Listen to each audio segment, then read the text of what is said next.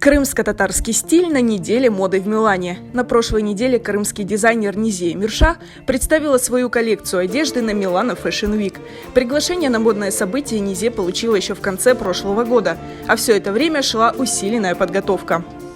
Я очень рада тому, что для нас открылись двери в мировую фэшн-индустрию. Мы шли к этому очень долго. 10 лет конкурсов, выставок, фэшн-виков, постоянные работы и развитие привели нас на эту европейскую площадку. Низия повезла в Италию современные образы с элементами крымско-татарского костюма. Модели украшали стилизованные крымско-татарские фесы и аксессуары ручной работы. Выход моделей на подиум сопровождался композицией, специально написанной для показа музыкантом Усиином Бекировым.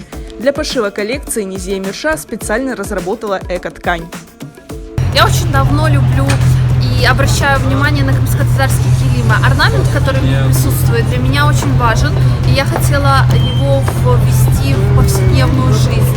Коллекция Низия Мирша была тепло принята в Милане и отмечена известными дизайнерами. After one day Mad Mood Milano Fashion Week, I'm thinking about all collection, and I need to say that Nizia collection was very amazing.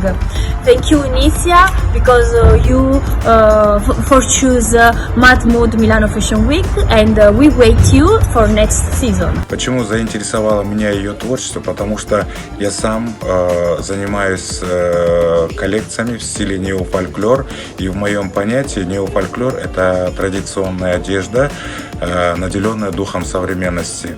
Низия тоже также работает в этом направлении, и поэтому я ее пригласил на Aspara Fashion Week.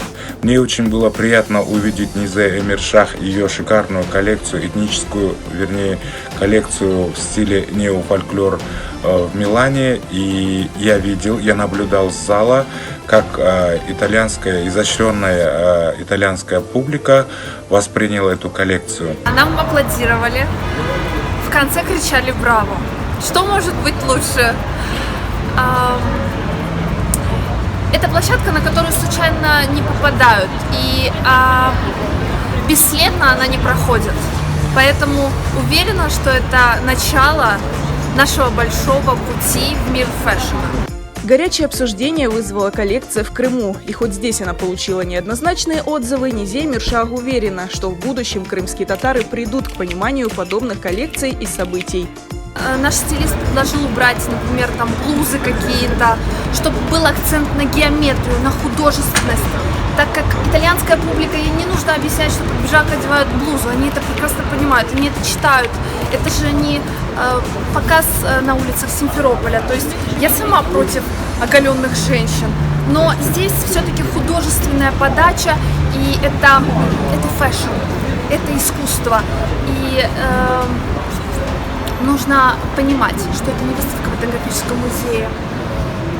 Думаю, что мы к этому придем. Наши люди будут понимать, что манекенщица – это практически манекен, это не женщина. Женщину нужно одевать иначе. После успешного показа в Италии Низия Мирша получила предложение о сотрудничестве в Милане и других городах, а ее коллекция готовится к продажам.